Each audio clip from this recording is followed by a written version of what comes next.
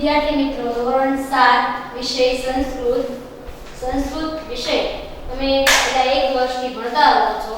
ધોરણ 6 માં તમે સંસ્કૃત ભણ્યા. ધોરણ 6 ના સંસ્કૃતની અંદર સૌથી પહેલા તમે ભાષા તો શીખો છો. વંદના નામનો એક પાઠ કવિતા જે કવિતા સ્વરૂપે શ્લોક સ્વરૂપે એક પાઠ છે એ તમે જોયું. એવી જ રીતે ધોરણ 7 માં પણ વંદના એટલે સૌથી પહેલા આપણે આ ભાષાને એના ભાષાના મહિમાને વંદન કરીએ છીએ ત્યારે આપણે અલગ અલગ દેવતાઓને યાદ કરતા શ્લોક તમે ભણ્યા. હવે ઈ તમે ધોરણ 6 માં. ધોરણ 7 ની અંદર પણ સૌથી પહેલા તમારા પાઠ્યપુસ્તકની અંદર વંદના નામનો એક શ્લોક સ્વરૂપે પાઠ છે. જે વંદનામાં તમે સૌથી પહેલા માં સરસ્વતીની આરાધના કરો છો. આપણે હંમેશા દેવી સરસ્વતીને યાદ કરીને ક્લાસરૂમમાં જતા હોઈએ. ક્લાસરૂમમાં આપણે ભણતા હોઈએ, શરૂઆત કરતા પહેલા માં સરસ્વતીને યાદ કરતા હોય એમ અહીંયા આપણે વિષય શીખતા પહેલા માં સરસ્વતીની આરાધના કરવાની છે, એ પૂજવાના છે, એને યાદ કરવાના છે. સૌથી પહેલો શ્લોક છે, તમને અમુક શ્લોકના અમુક એવા અઘરા શબ્દોના ઉચ્ચારણ બાજુમાં આપ્યું છે. યા દેવી સર્વભૂતેષુ વિદ્યારૂપેણ સંસ્થિતા નમસ્તસ્યે નમસ્તસ્યે નમસ્તસ્યે નમો નમઃ. યા દેવી સર્વભૂતેષુ એટલે કે એ દેવી સર્વભૂતેષુ એટલે બધા પ્રાણીઓમાં વિદ્યારૂપેણ સંસ્થિતા વિદ્યારૂપે તું સ્વરૂપ ધારણ કરે છે એ દેવીને નમસ્તસ્યે નમસ્તસ્યે નમસ્તસ્યે નમો નમઃ નમન કરું છું, વારંવાર નમન કરું છું, એને હું નમન કરું છું. સૌથી ઈઝીમાં સહેલામાં સહેલો શું કહેવાય શ્લોક છે જે ભાષાંતર સાવ એટલે સાવ સહેલું છે. 4 શબ્દનું ભાષાંતર આવડી જાય એટલે આખા શ્લોકનું ભાષાંતર તમને આવડી જાય છે.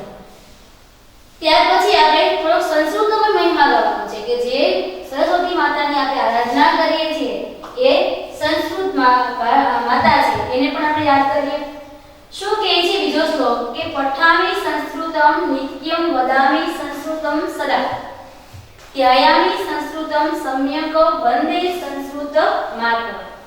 સંસ્કૃત ભાષાનું મહત્વ તમને એ શ્લોકમાં બતાવે છે. પઠામી સંસ્કૃતમ એટલે કે સંસ્કૃતનું પઠન કરું છું, વાંચન કરું છું.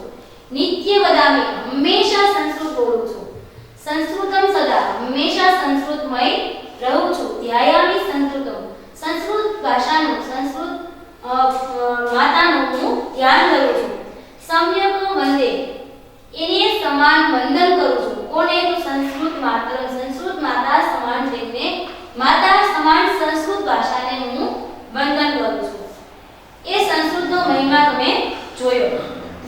ત્યાર પછીનો જે શ્લોક છે કે શુભ કરોતુ કલ્યાણમ આરોગ્યમ ધન સંપદમ શત્રુ બુદ્ધિ વિનાશાય દીપ જ્યોતિર નમસ્તુતે. શું કહે છે?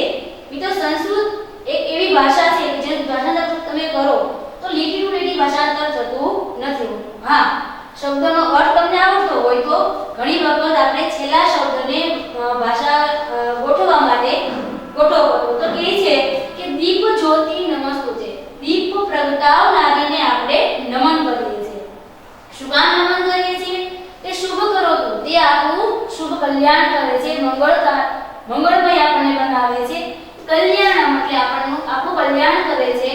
આરોગ્ય એટલે કે આપણું સ્વાસ્થ્ય જે છે એ સારું આપે છે. ધન સંપદમ આપણે ધન સંપત્તિમાં પણ સમૃદ્ધ બનાવે છે. શત્રુ બુદ્ધિ વિનાશાય શત્રુની બુદ્ધિ જે છે એનો વિનાશ કરનાર છે એ દીપ જ્યોતિને આપણે યાદ કરીએ છીએ.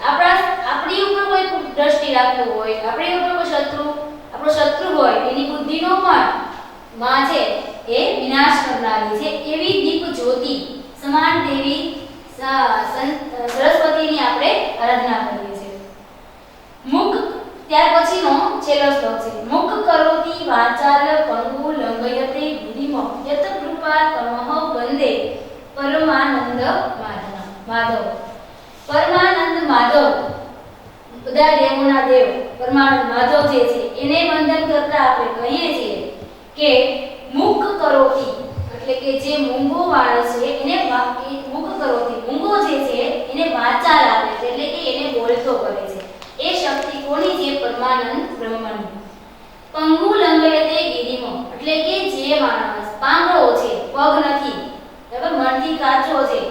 એને પહાડ પાર કરવાની તાકાત આપનાર યત કૃપા તમઃ વંદે, એવી કૃપા આપનાર તમને હું વંદન કરું છું. પરમાનંદ માધવમ, એવા ભગવાન માધવ વિષ્ણુ ભગવાનને હું વંદન કરું છું.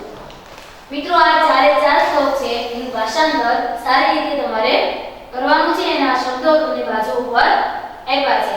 હું એક વખત આ બધા શ્લોક છે એ વાંચી જાઉં છું. યા દેવી સર્વભૂતેષુ વિદ્યારૂપેણ સંસ્થિતા નમસ્તસ્યે નમસ્તસ્યે નમસ્તસ્યે નમો નમઃ.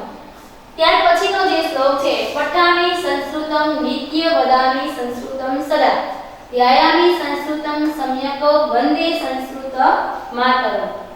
એના પછીનો શ્લોક છે, શુભ કરોતુ કલ્યાણમ આરોગ્ય ધન સંપન્નમ શત્રુ બુદ્ધિ વિનાશાય દીપ જ્યોતિર નમસ્તુતે મુખ કરોતિ વાચાલ પંગુ લંઘયતે ગિરિમઃ યત કૃપા તમઃ વંદે પરમાનંદ માધવ.